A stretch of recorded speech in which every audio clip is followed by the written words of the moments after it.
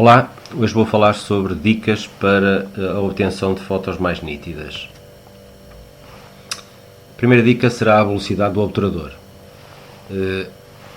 Aqui o que se pretende dizer é que trabalhar com velocidades do obturador mais elevadas normalmente traz como consequência tempos de exposição menores e, como tal, menos hipótese da nossa imagem sair desfocada. É usual referir-se à distância focal ou o inverso da distância focal como o valor mínimo aconselhado para uma fotografia, ou seja, quando se utiliza uma lente de 50 mm, é comum dizer-se que a velocidade mínima deverá ser 1/50. Abaixo deste valor, possivelmente, pessoas com mão menos firme obterão imagens desfocadas. Uma objetiva com uma distância focal de 200 mm deveremos utilizar uma velocidade mínima de 1/200 segundos. Numa aula anterior estará explicado o que é a velocidade do obturador e como ela deve ser usada. Aconselho-se a visualização dessa aula. A segunda dica será o uso do tripé. É uma ferramenta fundamental para a fotografia e, portanto, aconselha-se que todos os fotógrafos ou entusiastas da fotografia tenham um tripé, adquiram um tripé para a sua utilização diária durante o tempo que estão a fazer fotografia. Especialmente nas velocidades lentas, se não se tiver um tripé para a fixação da câmara, dificilmente se conseguirá obter fotos nítidas e de boa qualidade. Terceira dica será a utilização adequada da abertura do diafragma, que por consequência está relacionada com a profundidade de campo. A profundidade de campo será o espaço onde irão aparecer os objetos nítidos na nossa fotografia. Portanto, utilizar uma abertura adequada para a fotografia que se pretende realizar, de forma a que o que se pretende focado saia efetivamente focado. Em aula anterior abordámos isto de uma forma mais aprofundada e, portanto, aconselho-se a visualização dessa aula para perceber melhor o que é a profundidade de campo e a distância hiperfocal. A distância hiperfocal, que está muito relacionada com a fotografia de paisagem e que nos permite obter maior espaço de zona de foco possível. Controlar a distância hiperfocal é fundamental para quem faz fotografia de paisagem.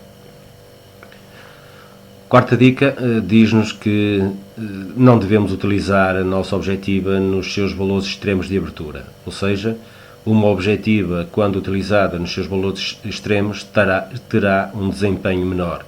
Os desempenhos melhores serão obtidos em aberturas intermédias, como um f8 ou um f11. Aí a qualidade da nossa imagem vai ser seguramente muito melhor. Devemos consultar sempre avaliações feitas às objetivas que possuímos, que encontraremos na internet em qualquer site dedicado a este tema com facilidade. E aí poderemos verificar qual é a abertura da nossa objetiva, onde ela terá melhor desempenho. O valor do ISO já falamos também em aula anterior, portanto a quinta dica diz-nos que devemos utilizar valores de ISO menores possível para não obtermos ruído na nossa imagem. Portanto, quem tiver dúvidas sobre isto também deverá consultar a aula anterior. Igualmente, esta dica diz-nos que devemos desabilitar a redução de ruídos em ISOs elevados. Portanto, câmaras fotográficas possuem esta opção. Por tendência, as pessoas tendem a configurar ou alterar a configuração da máquina neste ponto. Desaconselha-se isso porque provoca imagens desvanecidas. Sempre possível, não se deve colocar esta opção como ligada. Sexta dica diz-nos que não devemos utilizar filtros ultravioleta desnecessariamente. As nossas objetivas hoje já trazem proteções para os raios ultravioletas, portanto, colocar um filtro na frente da nossa objetiva é mais um vidro que vamos colocar à frente e, portanto, vamos obter menor qualidade. Caso o argumento seja proteção da própria objetiva, será muito mais inteligente a colocação de um parasol para essa mesma de proteção do que colocar mais um vidro. Portanto, sempre possível, não colocar filtros e quando os colocarmos, então optar por filtros de grande qualidade e não filtros de segunda linha que seguramente não terão uma boa qualidade e por consequência não nos vão permitir obter imagens com tanta qualidade como obteremos com os filtros de nome, filtros bons. Sétima dica, comando por infravermelhos, cabo disparador ou temporizador da máquina. Está relacionado com a capacidade que temos de obter firmeza quando seguramos a nossa câmara fotográfica.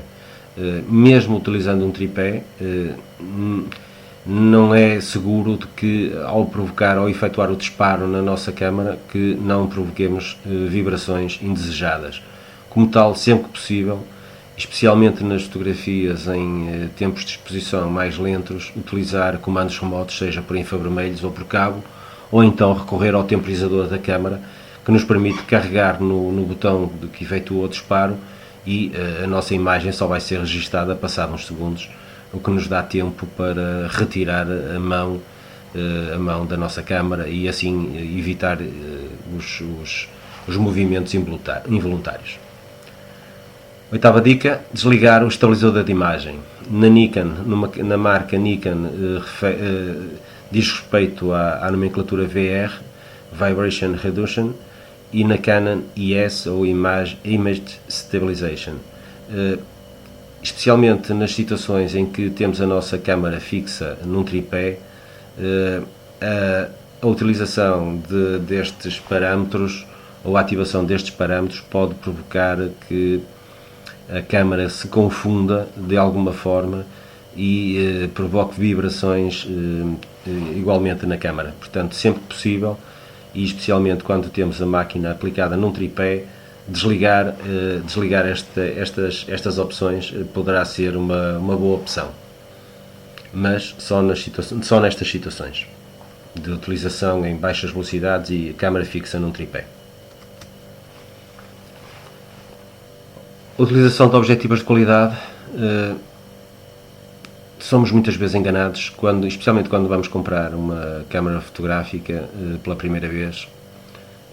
Somos convidados habitualmente a optar por câmaras de muitos megapixels. Ninguém nos fala das objetivas, fala-nos de megapixels, mas na realidade o que é importante num equipamento fotográfico é a objetiva. Objetivas de qualidade e a opção por elas revela-se algo de inteligente por quem o faz. Portanto, sempre possível e sempre que haja essa possibilidade, então optar por objetivas de qualidade são bem mais importantes do que os megapixels que nos tentam vender. Décima dica, a opção pelo modo pontual de focagem. Esta é uma das opções que eu tenho sempre regulada na minha máquina. Isto permite-nos escolher de uma forma precisa o local onde queremos efetuar a nossa focagem, evitando assim que a máquina eventualmente escolha outros pontos que não serão exatamente aqueles que nós estávamos a pensar. E portanto eu utilizo e aconselho a utilizar este modo como o modo do dia-a-dia de focagem. Em aula posterior iremos abordar todos os modos de focagem existentes, as vantagens e as desvantagens de cada um deles. Primeira dica é a utilização do botão traseiro para focar. Existe essa opção, isso é possível configurar na câmara e sempre possível devemos fazê-lo. O simples facto de carregarmos no botão de disparo muitas das vezes provoca desfocagem e portanto se o podemos fazer através do botão traseiro, seguramente que vamos ter menores oscilações na nossa câmara e portanto vamos ter menos hipóteses de errar a nossa focagem ou até provocar movimentos. Para saber como se configura o botão de autofocus na parte traseira, deve-se consultar o manual da própria câmara, que lá dará essa informação.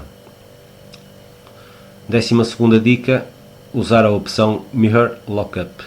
Estas são opções que vêm na própria câmara, e especialmente quando se faz longas exposições, tempos de exposição mais largos, o simples facto do movimento do espelho poderá ser o suficiente para provocar vibrações na câmara e imagens desfocadas. Portanto, sempre que possível, e especialmente nas exposições longas, deveremos usar esta opção, ativá-la na nossa câmara para evitar estas vibrações. Deve-se consultar o manual também para saber como fazer. 13ª dica, optar por RAW quando tiramos as nossas fotos. Arquivos do tipo RAW e do tipo TIFF respondem muito melhor do que arquivos do tipo JPEG no que se refere a nitidez, pois arquivos do RAW e TIFF conservam muito melhor os detalhes e na pós-produção será importante ter a maior quantidade de detalhes possível para conseguirmos depois obter igualmente imagens o melhor possível. 14ª refere-se à utilização dos programas de edição para melhoria das nossas imagens. Hoje os programas de edição possuem opções fortíssimas no que diz respeito à correção de imagens e, portanto, devemos utilizá-los porque seguramente vamos obter imagens de maior qualidade. E como se disse atrás na dica número 13, de preferência usando ficheiros do tipo RAW que serão obtidos através da opção na própria máquina, na própria câmara. 15ª luz, esta dica refere-se à luz e diz-nos que quanto mais luz temos, seguramente melhores imagens teremos. Portanto, ter um bom flash ou refletores poderá ser igualmente uma boa opção para a obtenção de melhores imagens e, portanto, sempre que se faz fotografia, especialmente de exterior, a questão do refletor e do flash poderá ser sempre uma boa opção e devemos ter sempre como ferramenta disponível. A 16ª dica refere-se à limpeza. Muitas das vezes descuidamos-nos com os nossos equipamentos, manter objetivas, filtros e especialmente o sensor limpo é fundamental para ter imagens limpas e cuidadas, imagens de maior qualidade. No caso do sensor, aconselha-se que se recorra a um serviço especializado devido a ser um equipamento extremamente sensível. E, portanto, concluímos as nossas dicas. Existirão mais algumas, com certeza, que poderão ser seguidas. De qualquer das formas, o treino será sempre o mais sábio a fazer para se conseguir obter fotos mais nítidas. De qualquer das formas, estas dicas poderão ser tomadas em consideração no nosso dia-a-dia, pois se as tivermos presentes, seguramente teremos qualidade nas nossas imagens. Experiência, treinar, porque é através dela que conseguimos melhorar e obter melhor qualidade nos nossos trabalhos. Espero que tenham gostado. Até uma próxima aula.